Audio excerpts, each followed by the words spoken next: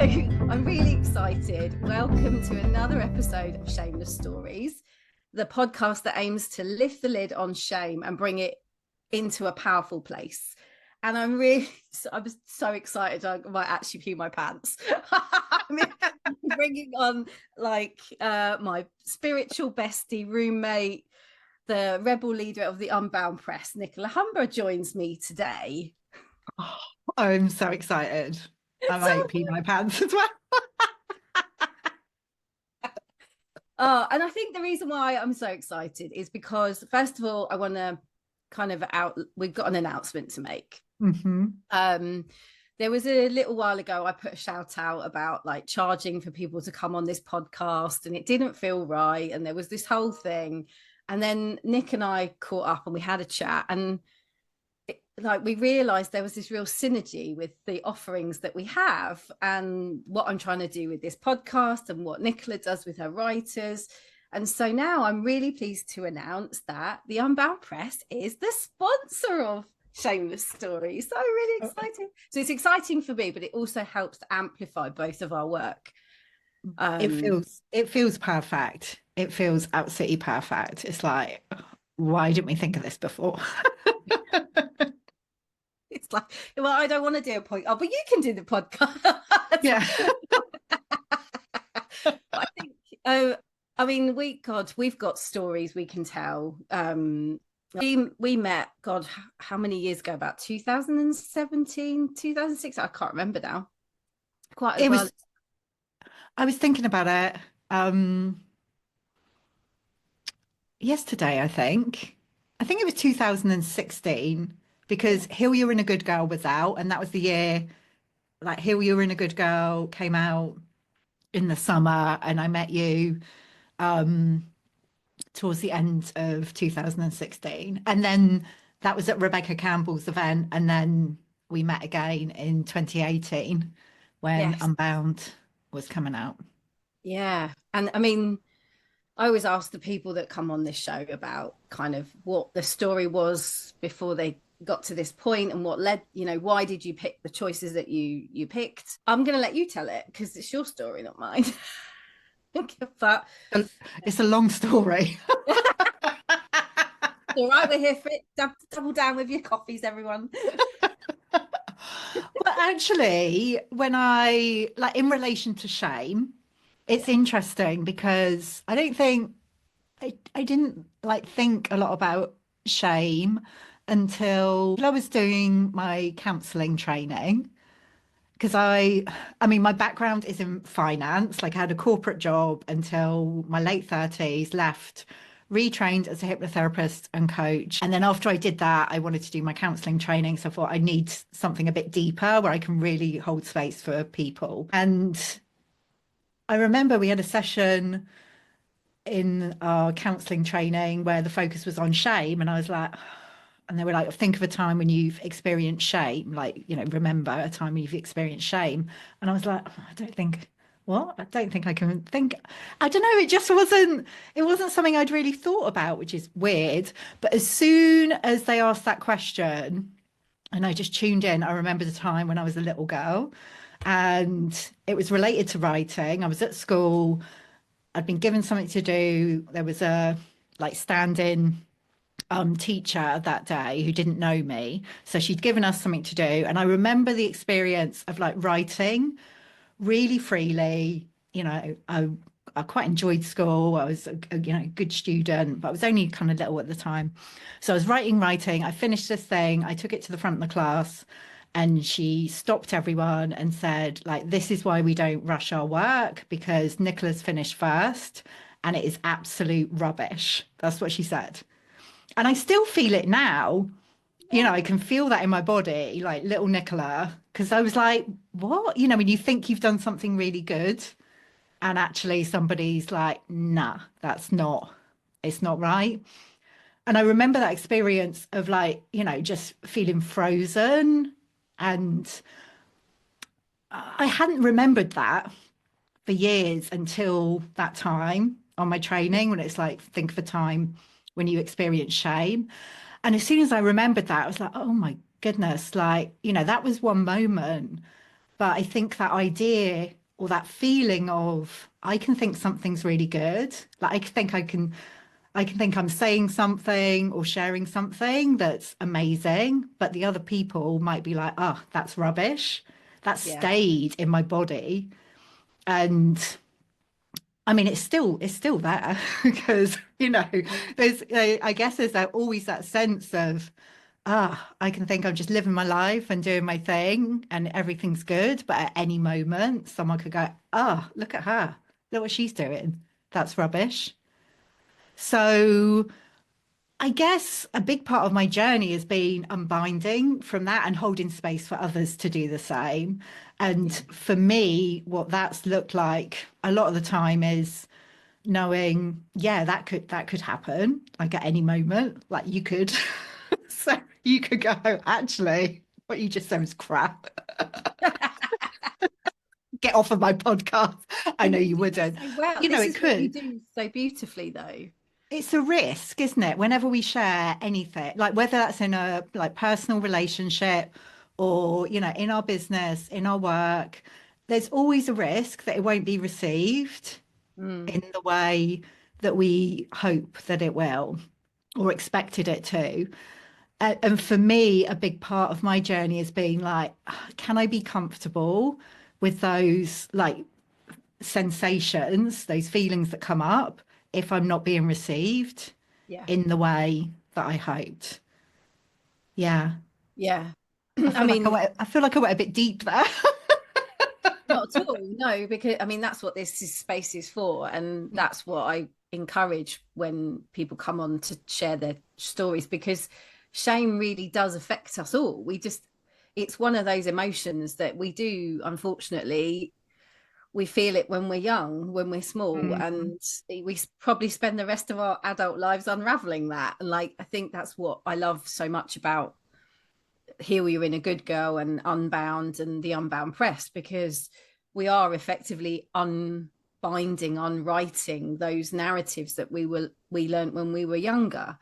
And mm, unfortunately, school and teachers can be a little bit more forgiving of work, and the language that they're using is so much more empowering, but there's still a long ways to go. So this work is never going to be done, I don't think. But I think that's when you said about your experience with the writing, I remember that, because yeah. we've all had that, and I've seen my daughter do it as well. She's like, oh, because they underline stuff that needs to be improved, and they highlight it if it's good work, but it like there's no crossing out, so that's quite good.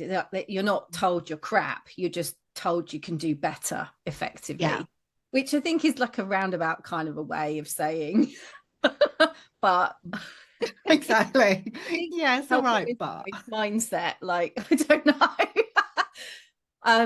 But also I think there's an element of, I don't know if you have this in you maybe you do. I think we've talked about this in the past, but there is a bit of a fuck you, I'm going to show you.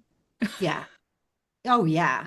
Like absolutely. I guess that, that is the whole, it's almost like unbound, that word, that energy gives Mm, me like the courage, the permission to do that.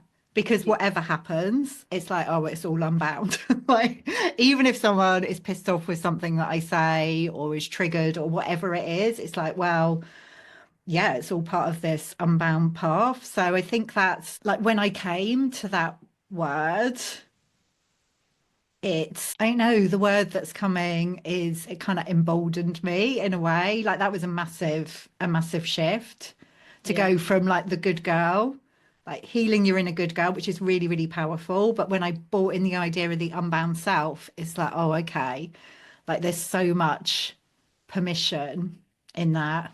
And permission like to actually feel the feelings as well and to notice when maybe shame is bubbling up or whatever it is, because that's part of living a fully expressed life.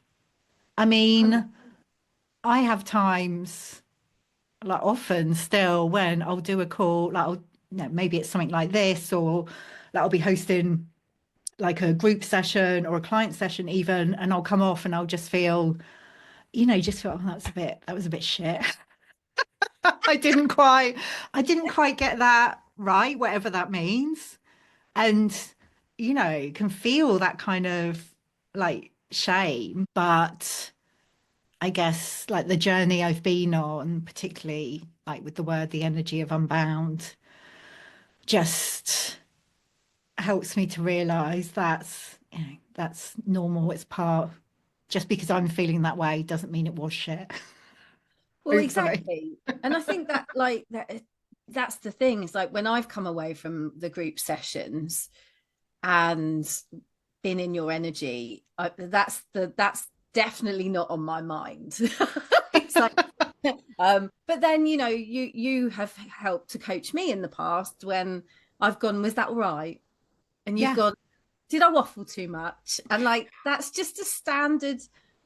I think that's a thing women have, especially if they've been in a corporate setting, because I remember being in meetings where I'd say something and I'd think I've said something pretty good there. And then Hmm. some bloke would come in and say what I just said, but let in a shorter sentence. And all guys would go, oh, yes. It's almost like they spoke a completely different language, but in the same, what she means to say is, and actually someone did say that to me, like what she means to say is this, and he said it in 3 words, and I'd had like this monologue thing, and unfortunately I'm a bit of a monologuer. That's why I have a podcast. I know this about myself. And it's like, do you know what, I don't give a shit anymore. Like it's like that permission piece. It's like I don't need your permission.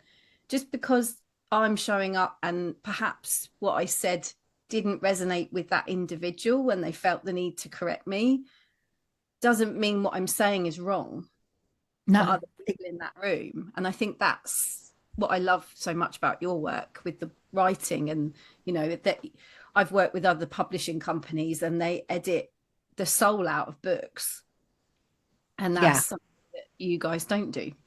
No, no, because we've all got different ways of expressing ourselves.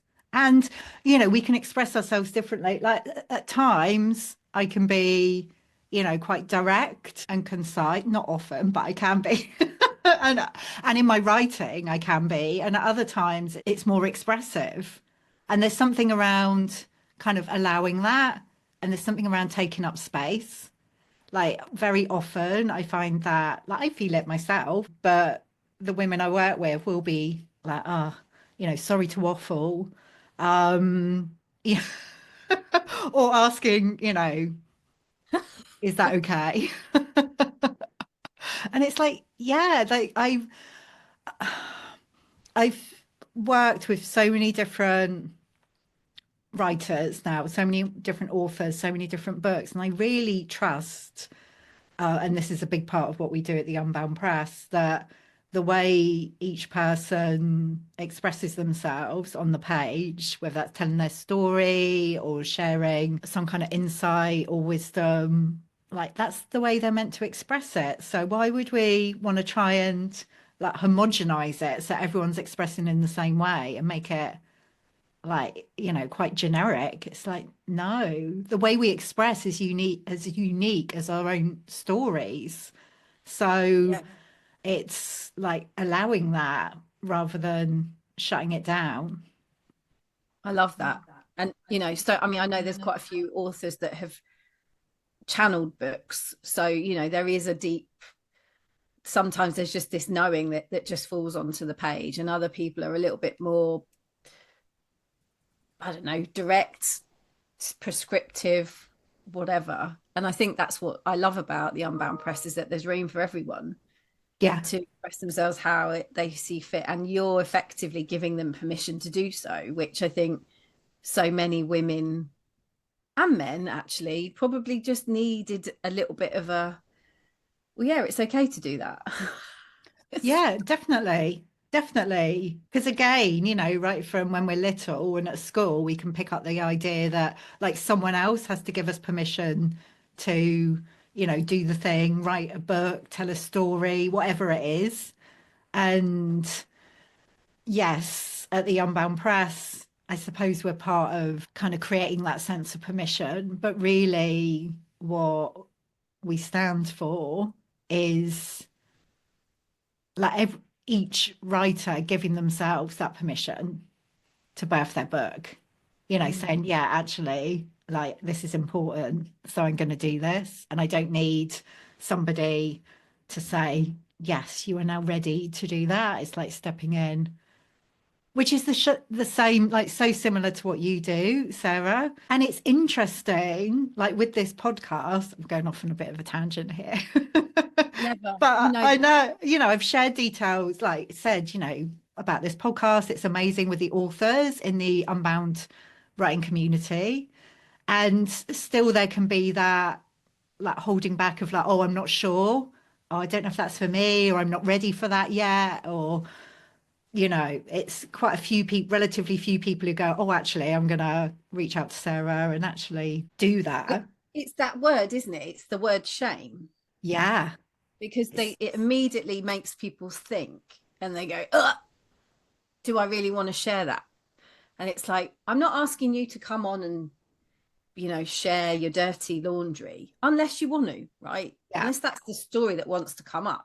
Sometimes that's what needs to come up for you to move forwards. But I think also it's about, like you say, understanding that your writing journey is deep seated in something that happened when you were a child. And that shame does, like, we work in spirals, don't we? We always talk about this, in the fact that sometimes you're aware of that, you can see it coming, and it's kind of like, oh yeah, it's back again. Oh, okay, so I'm moving to another level of, we're moving up the computer game. It's next, next level, next Yeah. iteration of this business or this purpose that we're working in. But it's also and understanding that and knowing that and moving through it, because that's the path of resistance where we have to make that big leap. And it's funny, I was chatting to somebody in one of the other episodes about belief coding, and it is about reframing our beliefs. And ultimately it's like we just we just need to live shamelessly. Like, we just need to Mm. do what's right for us, as long as we're not hurting anybody. It's Yeah. kind of, how powerful is that? Like, when you really just completely own yourself and what's right for you. And because shame is often somebody else telling you that you've done it wrong, it's always come from an external source.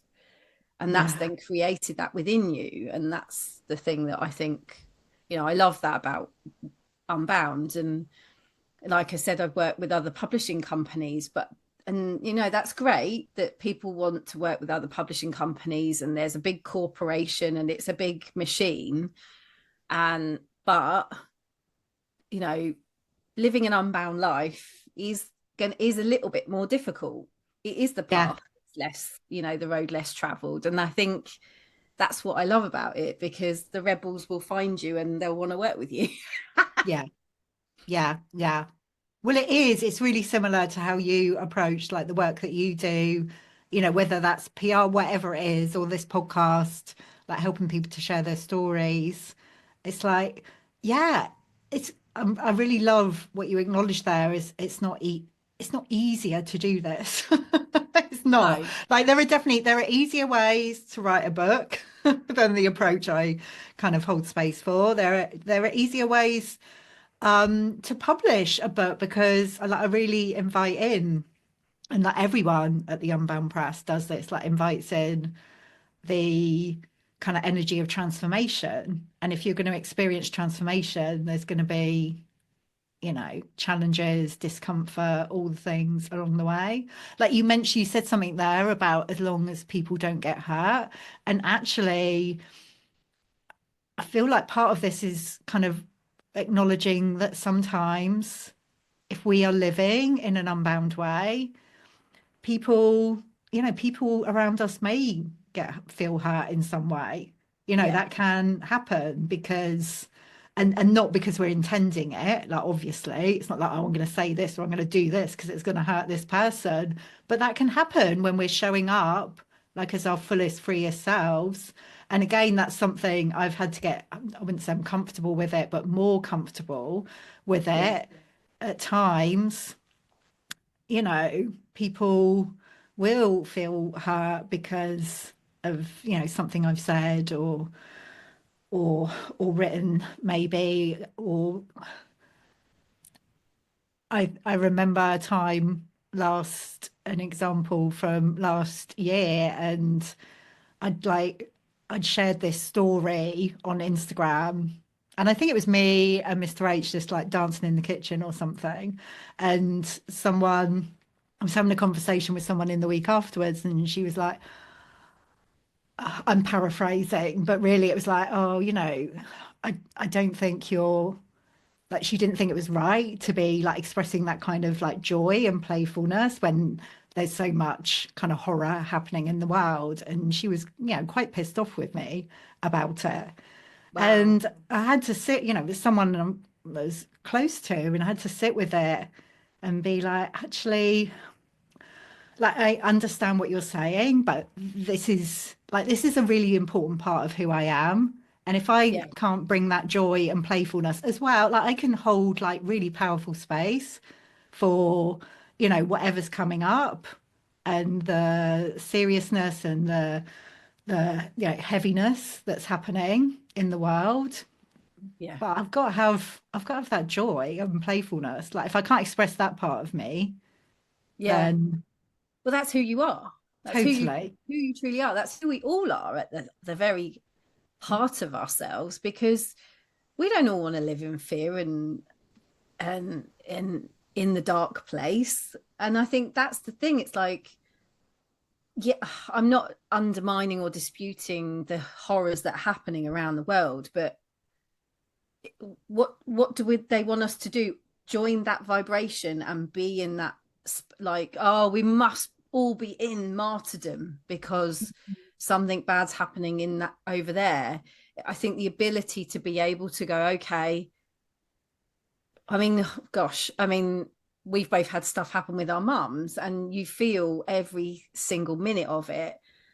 But there's joy in those moments as well. Like, we Yeah. all have shit. We all have No, shit. We all have dark times. We all want to go under the duvet cover and hide from life. And yes, yeah, when we are privileged enough to not be in a situation where it's, including guns and bombs and stuff. However, it's still, our reality is is still important. It's like almost undermining our reality by saying that. Do you know what I mean? yeah, Like, yeah. it's that, I mean, of course I'd say that because I'm privileged, white and middle class, whatever, but I also acknowledge and I feel so deeply what's going on elsewhere. So it's interesting you say that. And, there's enough going on in the world.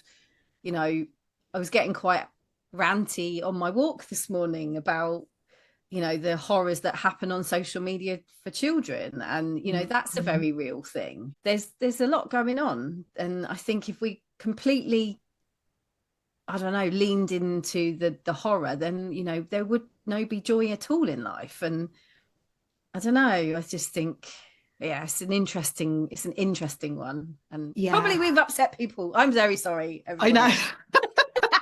But that's it. It's nuanced, and there's not like a simple answer to it.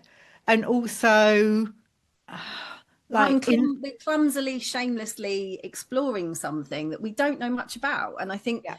having a conversation about something that we feel we don't know about, in however that looks, I think is just important.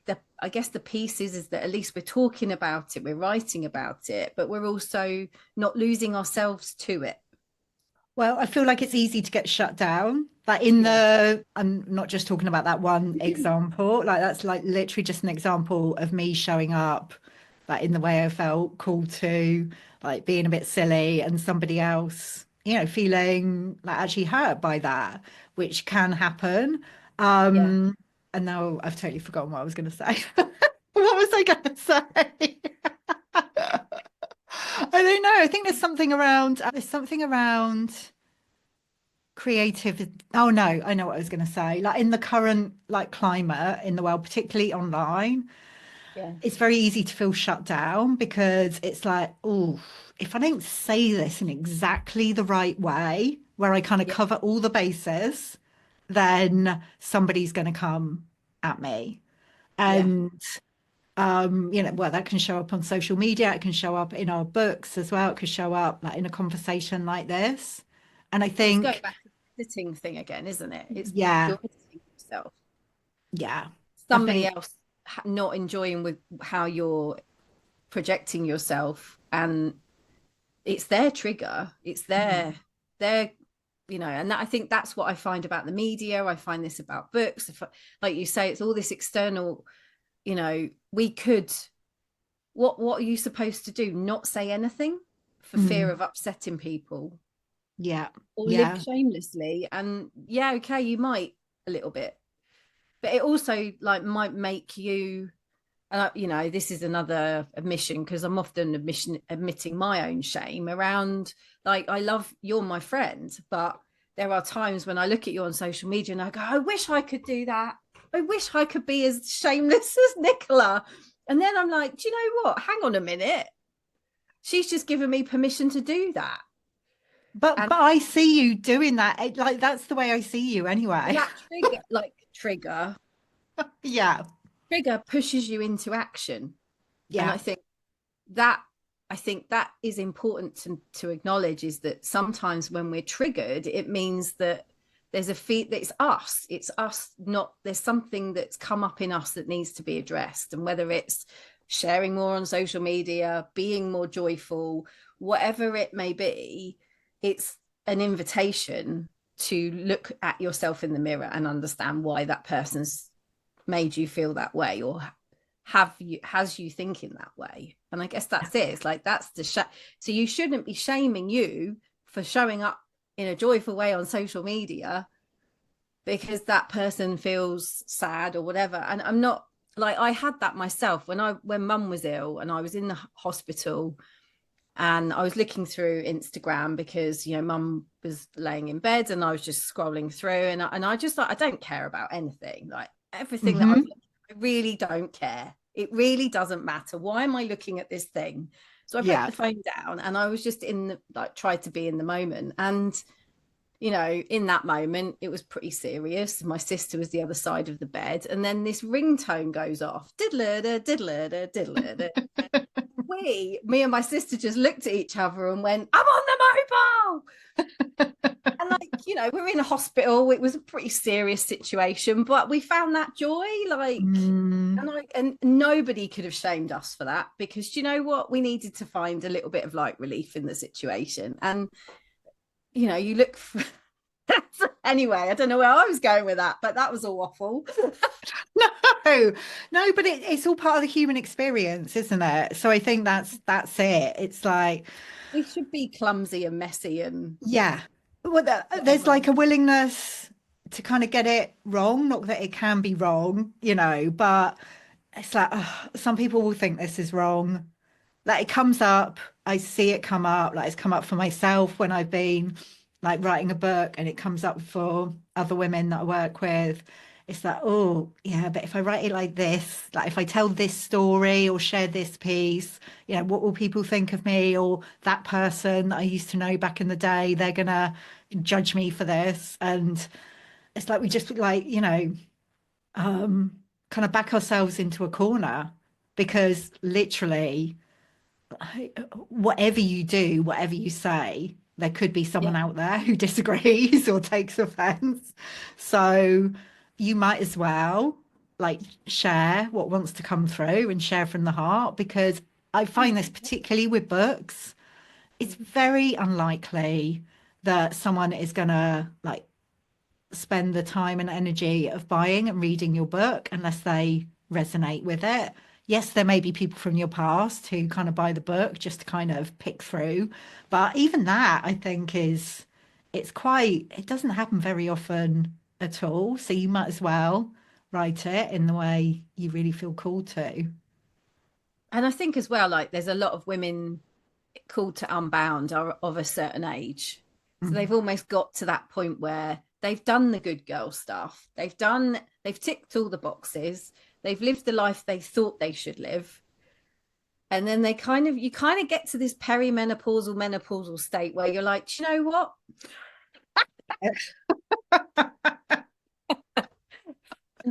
I've gotten this far. Definitely, definitely. I feel that more and more. And I love it. Like I'm totally here for it. It's like don't care. It's that I don't feel that need. Well, I'm sure it is still there a little bit, but you know, to look nice and present, all of those things I really felt like in my 20s, 30s, like I had to show up in a particular way. Like I remember going to work and like, straightening my hair and everything, wanting to look really perfect. And now it's like, whatever, this is what you get.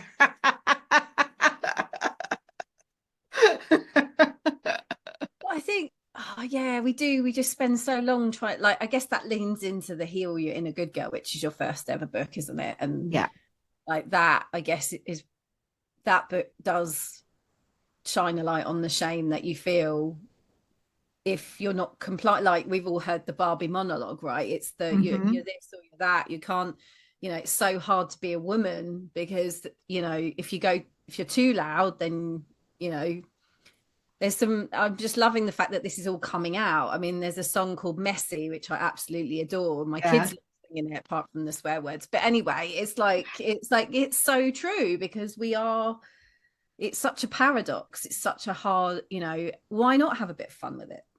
yeah, yeah. Actually, it's just saying that, like, I'm just like feeling how fortunate I am now, like the people I have around me, like you, like, Mark, my husband, like my sister, like, family, friends, like the community I have around me are just all, or not all, not every single person around me, but most of the people around me that I kind of come into connection with on a daily basis are just so here for that, like just showing up as ourselves. And that's been, when I think back, particularly to when I had a proper job, like the roles that I felt I had to play, the masks that I felt I had to wear. I just, like when we think about creativity, like no wonder I didn't feel creative or like, didn't really have a sense of what I wanted to do because I was putting so much energy into like being this person that wasn't really me. Yeah. I feel sad for those versions of ourselves that kind of felt they had to comply somehow. And I mean, and there was no one really telling us that. Yeah. There was no like person like towering over us to tell us to be quiet or anything. It was just a weird like feeling. Yeah. It's like Um, that, internalized shame, I think. I'd kind of, that moment at school, I could look back and think, oh, it's like such a relatively kind of small experience. It's the kind of thing that happens like every day. But, there were, I'm sure, lots and lots of moments like that where I picked up a message of like what's okay and what's not okay, and then internalized all of that. So really yeah, it was me who was kind of making myself, it was me who was making myself play this role of the good girl because I'd internalized all of this stuff. And yeah. it just got to a point where I couldn't sustain that anymore. No. But it's like, and that, I guess that in itself for listeners that may be considering doing things differently, it just goes to show you can do it at any point. You don't have to wait until you're perimenopausal and you've got all the rage to like harness, or, you can. And I guess there's another factor in like you see these biographies on the shelves in the supermarkets, and they're biographies of people that are like 20. Yeah. It's like, but yet there's so many stories in people. I think there's so much people can share.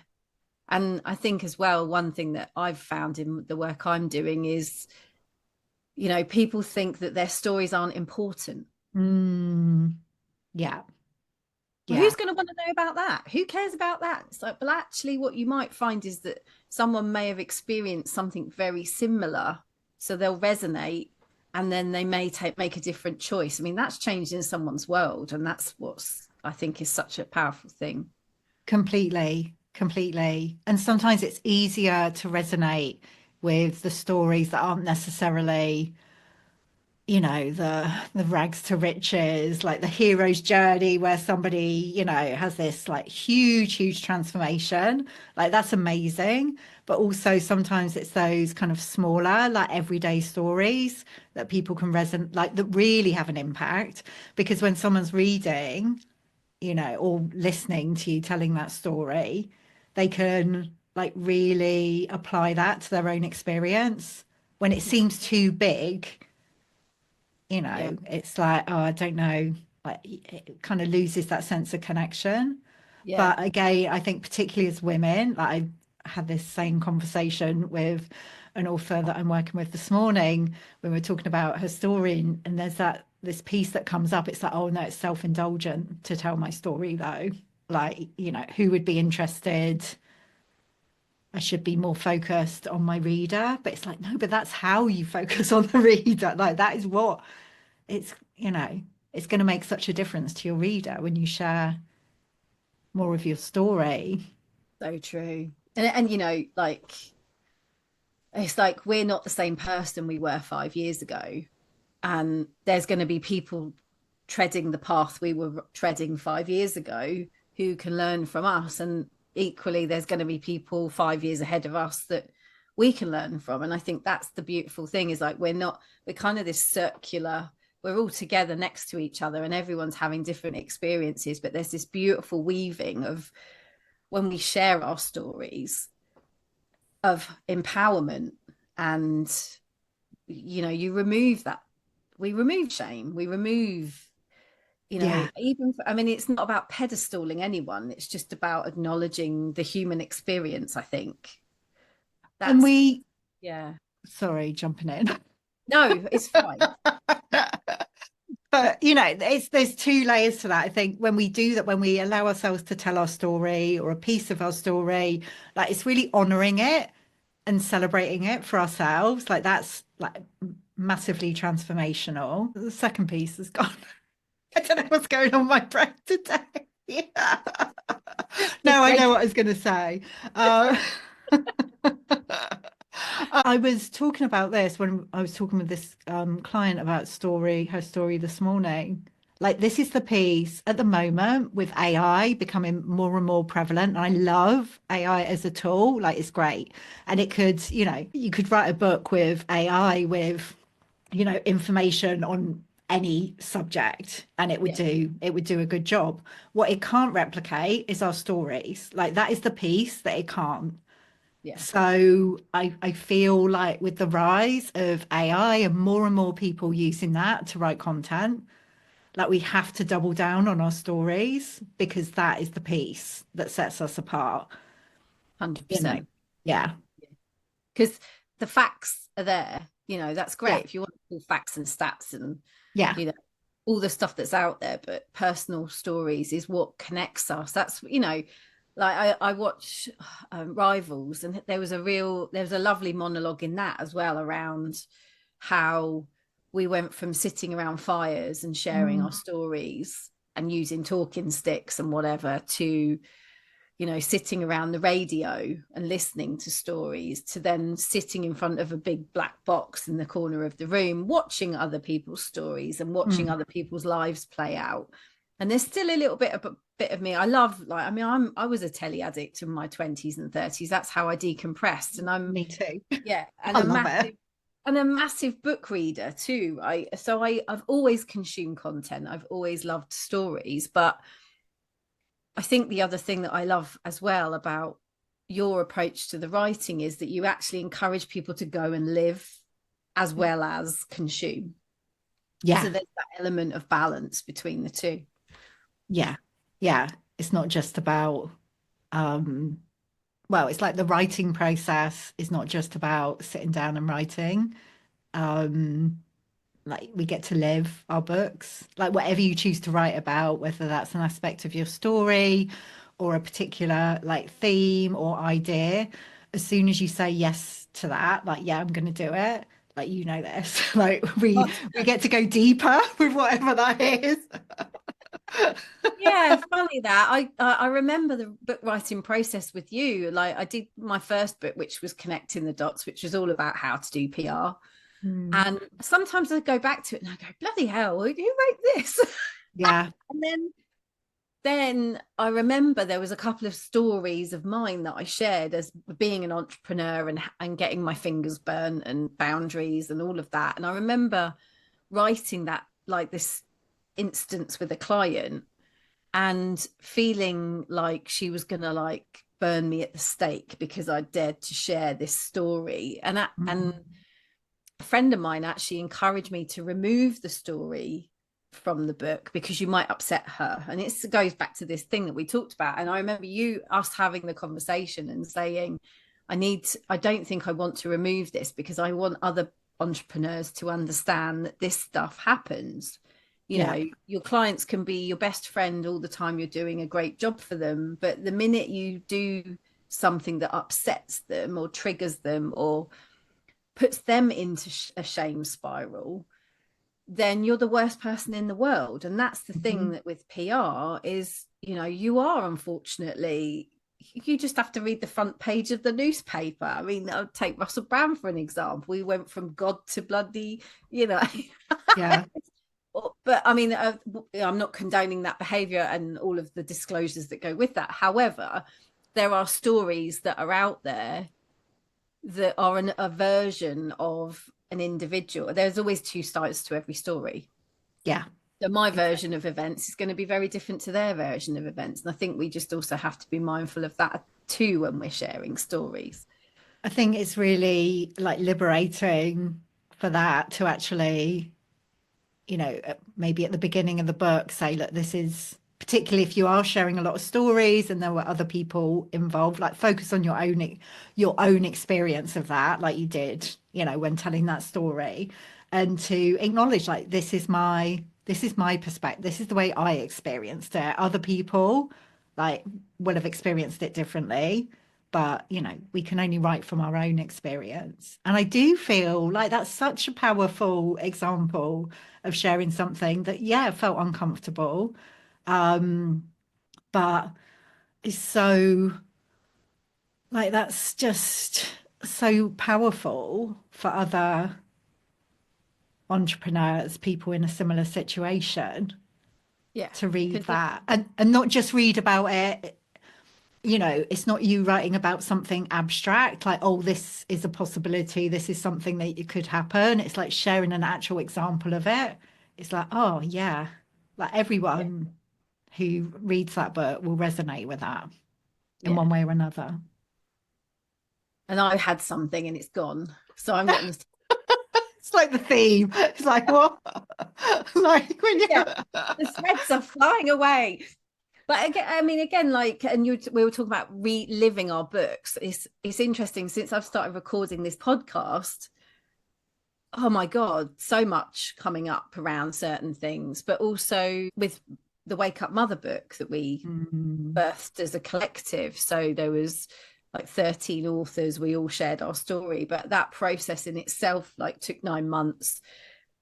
And we kind of went through, I don't know what I'm going to share. I don't know what story to tell to kind of people not being able to stop writing because it was really resonating. And again, like that whole situation was happening through the pandemic or the the other side of the pandemic. And again, like everybody's like people that are mothers, it's not the same story. And it was mm, fascinating how that came together. And like when you do these collaborative books, there's this whole kind of, we did a collaborative book in 2020, didn't we? And yeah. we were all sitting in the pandemic, which effectively you would say we're all having the same thing is happening to everyone, but Mm, everybody's lens of that was very different. And I yeah. think that was quite powerful. That's why I think collaborative books are so cool, because actually you just get different lenses on a particular subject. It shows because I think we can all have that tendency to think, well, why would I write about this? Because like everyone knows this, or it's just the same as everyone else, or I haven't really got anything different to offer. And yeah, you really see that of a collaborative book, like how people can be writing about the same thing and it's so different. And not just in what they're writing, but again, the way they're expressing themselves, the energy of it. Like we all bring something unique. And I guess I'm in a really fortunate position because like I get to see like all these different pieces of writing now. I get to see all these different books. Like it affirms to me, and I'm like holding space for people's processes. So I'm seeing it in the way that they're bringing their books together. Like it affirms to me personally. It's like, like this is not just something I say, like everyone's got something unique. Like I see it every single day. Like I know it in my bones because yeah, it's shown to me every day. I So love when that. people are like doubting themselves, I'm like, I can really hold like that space of like, no, I know that your piece is unique and no one else can replicate that. Oh, it's just so powerful. Well, you know, I can talk to you all day I about this. know. So I'm like, so, so how can people find you, first of all? And is there any other words of wisdom you want to leave behind? Well, no, I can't think of anything. Oh, it was there and it's gone. No, there wasn't anything. Just if you're perimenopausal, menopausal, whatever it is, like it's okay to be showing up, even when you lose your thread many times. How people can find me, the best place is either my website, which is nicolahumber.com, and that's got links through to the Unbound Press website there as well, or on social media, Instagram. So I'm at Nicola Humber. Amazing. Well, you're going to be hearing more from Nicola in the next, well, I think we're going to try and catch up every couple of months. So we'll be doing a special show on what's coming up for us. But thank you again for coming on, Nicola. I'm so excited that you're sponsoring us and you're along for the ride. Totally, Literally. totally. um, maybe next time we'll remember some of the things we want to talk about now. I'm joking. But this is just like this is it. This is permission to be yourself, permission to be shameless and unbound. And thank you for listening to this week's episode.